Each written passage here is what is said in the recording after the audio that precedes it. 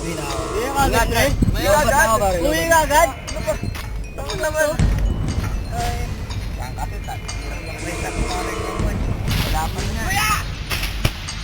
Ano po? Nakita na naman! Yung pera! Ano ba? Wala lang, pinapili ko na lang kakainin natin! Masagot ka ba? Gusto mo ba masakana? Nasaktan ako! Ha? Ano ba? Wala na! Pinakain ko na lalak natin! Sakin na naman. Mababa ka na Ano ngayon! ba? Lumalak na naman ako naman! Pinapili ko na naman kain natin! Sabi may pera na! Bakit? Ano ba? Masagot ka ba? Ano ba ako? Nasasaktan ako! Punyeta ka! Pabili ka na! Wala na naman! Pinakain ko na! Tangina ka ha! Kahit kung babae ka! Naman ako! Tangina mo ha! Ha? Ano ba naman? Bigay ka na! Wala ka naman! Di ba pinagmamalaki mo ha? Wala naman! Nakikinig mo naman sa sinay! Sabi ka! Bakit pinabata ka? Nalayayak natin! Tama-tama na! Tama na yan! Ako na lang! Paparin kita!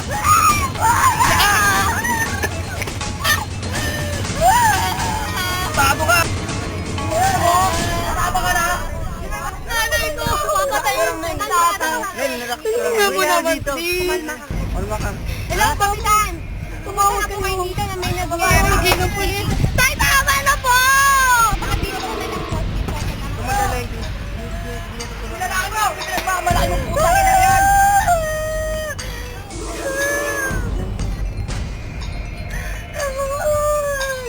Masagot ka na kayo, matapang ka na ha? Ha? Punyetang lalaki na yan!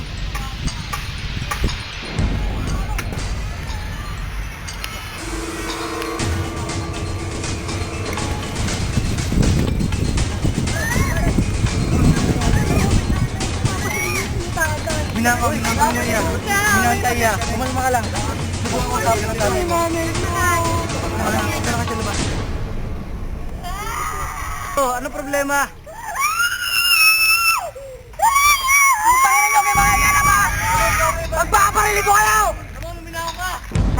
Papatay ko to! Ulit ka! Tangin nyo! Ikuman nyo!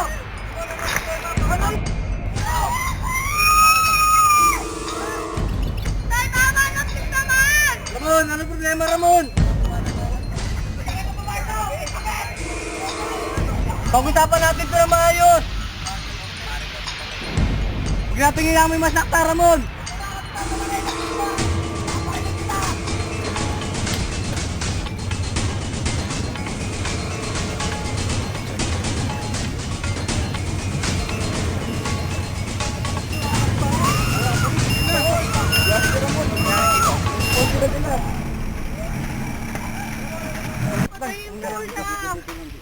Tara mo na, nasa loob. Yan, yung asawa niya, papatayin niya daw doon.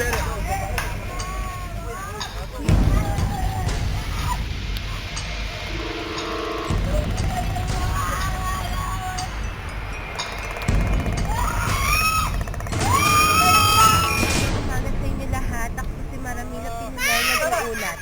Nandito po tayo ngayon sa Barangay Borogas, Marinas, Cavite, na kung saan may nagaganap ng hostage taking. Na ay sa aming nakalap na informasyon, ang hostage taker ay nangangalan si Ramon Dimagiba na hawak ang kanyang asawa bilang hostage. Kung saan sa amin napagkaalaman, siya ay lulong sa droga, kaya ito nag-aamok.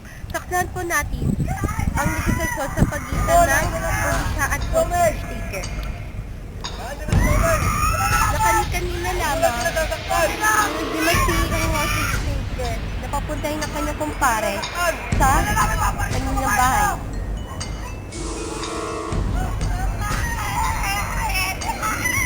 Ramon! Huwag mo nila nasaktan! Ibigyan na namin ang kailangan mo!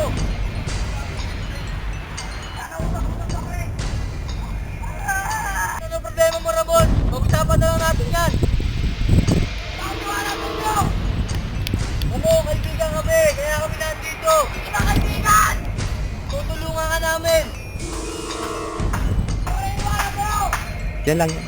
Ramon, magtiwala ka lang. Tutulungan ka namin.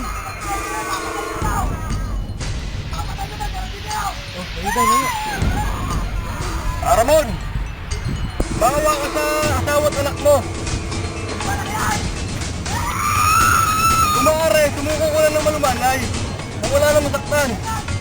Babalik po tayo ngayon dito sa Barangay Burol na kung saan may nagaganap na hostage taking. At nang una naging demand ay kausapin niya ang kanyang kaibigan na si Paring Domeng na kani-kanina lamang na pumasok dito sa kanilang bahay. Oh, Domeng. Sir, humingi ng makakain si Ramon. Gusto daw ng manok. Inumin. Gusto niya pa daw ng droga, sir. Hindi namin pwedeng, alam mo naman Domeng, hindi namin pwedeng bigyan droga.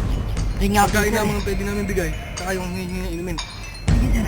Pwede na po, sir. Igaya, bumili ka ng pagkain sa... Bas, kumare, sa loob na 5 minuto, makabalik ka na dito.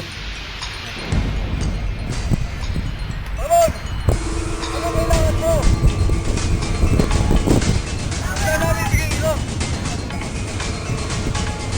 Ramon, may kailangan ka ba?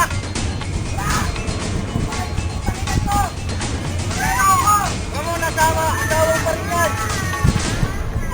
Babalik po tayo ngayon at kasama po natin ang kumpare ng hostage taker na si Domeng.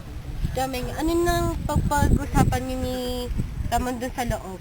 Kinumbinsi ko ho siya na sumuko na kasi sobra na yung ginagawa niya sa asawa niya. Kasi may tama rin siya ng droga eh. Ano yung hinihingi niyang demand? Gusto niya daw ng makakain tsaka droga pero mukhang hindi may bibigay ng pulis yung droga eh. Oh my God. O sige, yun, matapos ang nakalap naming impormasyon, magbabalik kami mamaya-maya. Kailangan may Sir, bata. ito na po yung pagkain, sir. Domeng, kausapin mo si Ramon. Kaya mo, na kumbising siyang sumuko na lang. Igaya, lalayan mo si Ramon. Kasi Domeng.